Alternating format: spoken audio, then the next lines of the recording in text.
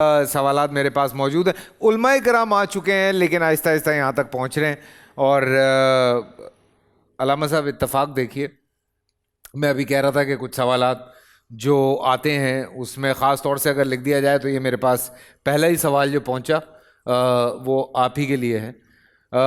اس میں انہوں نے لکھا ہے کہ اہل تشیع فرقے میں دو نمازوں کا ایک ساتھ ادا کرنا کیا ٹھیک ہے؟ اسلام کی روشنی میں سمجھائیں پلیز، میں سمجھنا چاہتی ہوں. بسم اللہ الرحمن الرحیم. دیکھیے، نمازوں کے اوقات 5 ہیں اور اس پر تمام مسلمانوں کا اتفاق ہے. جی بالکل. فجر ہے، ظہر ہے، عصر ہے، مغرب ہے اور عشاء ہے. اور اس پر بھی اتفاق ہے کہ فجر کی جو فرض رکعات ہیں وہ 2 ہیں، ظہر کی 4 ہیں، عصر کی 4 ہیں، مغرب کی 3 ہیں اور عشاء کی 4 ہیں. اس پر بھی سب کا اتفاق ہے. البتہ ایک چیز ہے جس پر بعض اوقات لوگوں کو غلط فہمی پیدا ہو جاتی ہے، وہ یہ ہے کہ آیا ظہر اور عصر کی نماز ساتھ میں ایک کے بعد دوسری پڑھی جا سکتی ہے یا نہیں پڑھی جا سکتی؟ مغرب کی اور عشاء کی نمازیں دونوں پہلے مغرب کی پڑھ لیں اور اس کے بعد زیادہ ٹائم گزارے بغیر عشاء کی نماز بھی پڑھی جا سکتی ہے یا نہیں پڑھی جا سکتی؟ یہ ہے سوال. اب اس میں ہمارے ہاں چونکہ رسول کریم صلی اللہ علیہ وآلہ وسلم کی طرف سے ایسی متعدد احادیث موجود ہیں جن کے تحت ظہر اور عصر کی نماز کو بلا کسی شرعی عذر کے، بغیر کسی مشکل کے، کوئی مشکل درپیش نہیں تھی، نبی کریم نے ملا کر پڑھی اور پڑھ کر بتایا کہ جائز ہے. اسی طرح سے نبی کریم کی بہت ساری احادیث ہیں جن سے یہ ثابت ہوتا ہے کہ انہوں نے بغیر کسی شرعی عذر کے، بغیر کسی شرعی ایسی مجبوری کے، مغرب کے فوراً بعد عشاء کی نماز پڑھ لی اور پڑھ کر بتایا کہ ہاں ان دونوں نمازوں کو جمع کیا جا سکتا ہے. اب یہاں سے ہمارے فقہا نے استنباط کیا کہ ظہر اور عصر کی نماز ساتھ میں ایک کے بعد دوسری پڑھی جا سکتی ہے، جائز ہے. اور اسی طرح سے مغرب اور عشاء کی نماز بھی ایک دوسرے کے بعد پڑھی جا سکتی ہے، جائز ہے. لیکن جب آپ بحث کریں گے فضیلت کس میں ہے، آیا دونوں کو ملا کر پڑھنے میں ہے یا الگ الگ پڑھنے میں ہے، تو اس پر سب کا اتفاق ہے کہ فجر کی نماز کا جو فضیلت کا ٹائم ہے وہ وہی ہے جس میں جب فجر صادق، صبح صادق جو ہے اس کا طلوع ہو، جس طرح آج کل اذان کا وقت ہے. ٹھیک اسی طرح سے ظہر کی فضیلت کا وقت وہ ہے جب زوال شروع ہو جائے. یعنی آپ اگر سورج کے نیچے کھڑے ہوں اور آپ کا سایہ جب سورج مشرق کی طرف سے طلوع کرتا ہے تو آپ کا سایہ مغرب کی طرف ہوتا ہے. جب وہ آپ کے سر پر پہنچ جائے، نصف النہار جس کو کہتے ہیں، تو آپ کا سایہ ختم ہو جاتا ہے. جب سورج لڑکنا شروع ہو جائے مغرب کی طرف تو آپ کا سایہ مشرق کی طرف بننا شروع ہو جاتا ہے. یہ جو سایہ کا بننے کا عمل ہے، یہ جو ابتدا ہے، یہ ہے زوال کا وقت. آپ چاہے کہیں پر بھی ہوں، اس طرح سے آپ زوال کے وقت کا تعین کر سکتے ہیں. اب زوال کے وقت کے فوراً بعد جو نماز پڑھی جائے گی وہ مخصوص ہوگی صرف اور صرف ظہر کی نماز کی. اس موقع پر آپ عصر کی نماز نہیں پڑھ سکتے. لیکن یہ ہے اس کی فضیلت کا ٹائم. جیسے ہی آپ نے ظہر کی نماز پڑھ لی، آپ کا فرض ادا ہو گیا.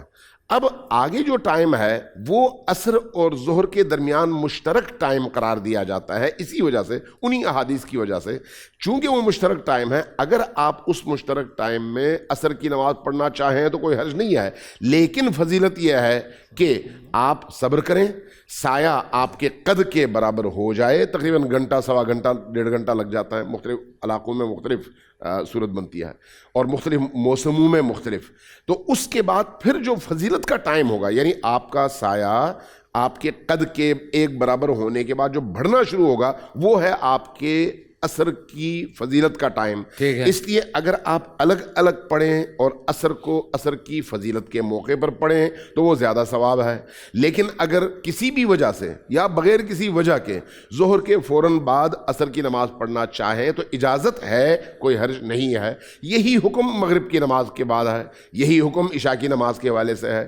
اگر آپ نے مغرب کے اس ٹائم پہ جب آپ کے مغرب کا ٹائم ہو گیا, جس میں آج کل ہم افطار کر رہے ہوتے ہیں, اس میں اگر آپ نے مغرب کی نماز پڑھ لی تو اس کے بعد کا جو ٹائم ہے وہ آپ کا مشترک ٹائم ہے مغرب اور عشاء کے درمیان. آپ کو اختیار ہے عشاء کی نماز پڑھ لیں یا پھر صبر کریں ستاروں کے پوری طرح سے طلوع اور پوری طرح سے اندھیرا چھانے کا. اگر اندھیرا چھا جائے اور اس وقت آپ پڑھتے ہیں تو یہ زیادہ ثواب ہے. آپ نے الگ الگ پڑھی, الگ پڑھنے کا ثواب زیادہ ہے, ملا کر پڑھنے کا ثواب زیادہ نہیں ہے, لیکن اجازت ہے. یہ ذرا طویل ہو گیا. اگر آپ یہ کہنا چاہتے ہیں کہ اگر آپ فار ایگزامپل نمازیں ملا کے پڑھ رہے ہیں, جیسے اکثر حج پہ بھی ہوتا ہے کہ نمازیں ملا کے پڑھی جاتی ہیں, میرے خیال سے ظہر اور عصر کی نماز ملا کے پڑھی جاتی ہے, لیکن اگر آپ سفر پہ ہیں تب بھی ایسا ہو سکتا ہے. آپ تھوڑا سا اس پہ روشنی اگر ڈال لیں تو پھر میں. الرحمن الرحیم. دیکھیے قرآن مجید فرقان حمید نے بڑا واضح طور پر فرمایا ان الصلاۃ کانت علی المؤمنین کتابا موقوتا. مومنوں پر جو نماز فرض کی گئی ہے وہ اس کے اوقات میں فرض کی گئی ہے, جو اس کا وقت ہے. ٹھیک ہے. تو اب ہمارے ہاں فجر کے وقت میں پڑھی جائے گی, ظہر کے وقت میں پڑھی جائے گی. نمازیں جمع کرنا بغیر کسی شرعی عذر کے ہمارے ہاں درست نہیں ہے. ٹھیک ہے. کیونکہ نماز میں جان بوجھ کر تاخیر کرنا یہ مکروہ ہے. ٹھیک ہے. یہ تاخیر کرنا یعنی ہم ظہر کی نماز کو بالکل عصر کے قریب پڑھیں اور پھر عصر کا وقت داخل ہو تو معاً جو ہے وہ عصر پڑھیں, تو ایسا کرنا بغیر کسی عذر کے یہ مکروہ ہے. اس سے اجتناب کرنا چاہیے. تو نماز کو اس کے وقت میں پڑھیں اور جو اس کا افضل اور اول وقت ہے اسی میں نماز ادا کرنی چاہیے. یوں اگر آپ نے تاخیر شروع کر دی اور ایک فرض آپ کے اوپر ہو چکا ہے, وقت داخل ہونے کے بعد آپ کا انتقال ہو جائے تو آپ کیا کریں گے؟ وہ فرض تو آپ کے ذمہ رہ گیا. اس لیے نماز کو اول وقت میں جو اس کا افضل وقت ہے اس میں ہی ادا کرنا چاہیے. لیکن اہل تشیع میں یہ وہ ان کا نقطہ ہے, ہم نے حناف کے حساب سے بتا دیا. آپ ملا کے پڑھ سکتے ہیں حناف کے مطابق. بھائی اس میں کچھ تھوڑی سی مزید تفصیل ہے. جو نماز کو جمع کر کے ادا کیا جاتا ہے اس کی دو صورتیں ہوتی ہیں. ایک ہے حقیقتاً نماز کو جمع کرنا کہ ظہر کی نماز کے وقت میں عصر کی نماز کو پڑھا جائے. ابھی عصر کا وقت شروع نہیں ہوا, جیسے حج کے موقع پر آپ نے ایک مثال دی کہ ظہر اور عصر اور مغرب اور عشاء کو ایک ساتھ ادا کیا جاتا ہے. دوسری صورت یہ ہوتی ہے کہ آپ نے ظہر کی نماز کو اس قدر تاخیر سے ادا کیا کہ عصر کا وقت داخل ہونے کے قریب ہوا. آپ نے ظہر پڑھی, جیسے ہی عصر کا وقت داخل ہوا تو عصر کی نماز پڑھ لی. بظاہر دیکھنے میں یہ لگتا ہے کہ یہ دو نمازوں کو ایک ساتھ جمع کیا گیا ہے, لیکن ظہر اپنے وقت میں اور عصر کی نماز اپنے وقت میں ہوتی ہے. حقیقتاً جو نمازوں کو جمع کرنا ہے یہ شرعاً ناجائز ہے, لیکن اگر کوئی حالت سفر میں ہے تو سفر میں صورتاً نمازوں کو جمع کرنا, یعنی ظہر کو اتنی تاخیر سے ادا کرنا کہ آپ اس کے فوراً بعد عصر کی نماز عصر کے وقت میں اول وقت میں پڑھ لیں, ظہر آخری وقت میں, عصر اول وقت میں. اور اسی طرح سے جیسے ہی آپ نے مغرب کو آخری وقت میں ادا کیا, عشاء کی نماز کا وقت شروع ہوا تو فوراً آپ نے عشاء کی نماز پڑھ لی. تو حالت سفر میں یہ بلا کراہت جائز ہے, لیکن عمومی حالات میں ایسا نہیں کرنا چاہیے. اور جو حقیقی طور پر نمازوں کو جمع کر لینا ہے اس کی شرعاً اجازت نہیں. ٹھیک ہے. یہ بیٹا آپ سن رہی ہو تو یہ اہل تشیعوں سے بھی یہ آ گیا اور آپ کو اہل حناف کا بھی پتہ چل گیا, اہل سنت کا بھی, اور اہل حدیث کا. ہمارا یہی ہے کہ سفر میں جمع جائز ہے, اس کی دو ہی صورتیں, جیسے سفر میں جمع جائز ہے, ویسے نہیں, عذر کے ساتھ. ویسے عام حالات میں نماز کو جمع کرنا ہمارے یہاں کبائر میں سے. ٹھیک ہے. ٹھیک ہے. یعنی وہ جو فیصل بھائی جمع کہہ رہے ہیں نا, وہ ذہن میں رکھیے گا کہ وہ حقیقتاً جمع کی بات کر رہے ہیں اور ہم صورتاً جمع کی بات کر رہے ہیں. دونوں میں جائز ہے شیخ, رسول میں دونوں کی ہے. ہمارے ہاں احناف میں حقیقتاً جو جمع ہے وہ نہیں. ٹھیک ہے. مطلب وہ جمع ان سینس یہی وہ جو آپ نے سمجھایا, وہ بھی پروفیسر صاحب کا بھی وہی پہلو ہے, اور میرے خیال سے علامہ صاحب کا بھی وہی پہلو ہے. جمع ان سینس کہ ظہر اگر لیٹ ہو گئی تو آپ پھر ذرا سا وہاں تک لے جائیں کہ آپ نے ظہر پڑھی اور اس کے بعد جیسے عصر شروع ہوئی آپ نے عصر پڑھ لی, تو مطلب آپ وہیں موجود رہے اور آپ نے اس طرح سے ادا کر لی. پورا سال انتظار تھا مجھے اس رمضان میں. 30 دن 6 ٹیمز, 12 کنٹیسٹنٹس, کیش کا پاؤں.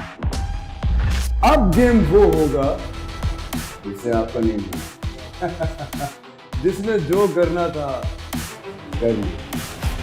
لاکھوں عوام کو دینے کا ذمہ उनमें हिस्सा, शोर गूंजेगा हर गली नुक्कड़ और दुकान, रमजान लीग बनेगी आपकी पहचान, नारा लगेगा तो पारा चढ़ेगा। गेम शो ऐसे चलेगा, रमजान लीग रोजाना शाम 7 बजे सिर्फ बोल एंटरटेनमेंट पर।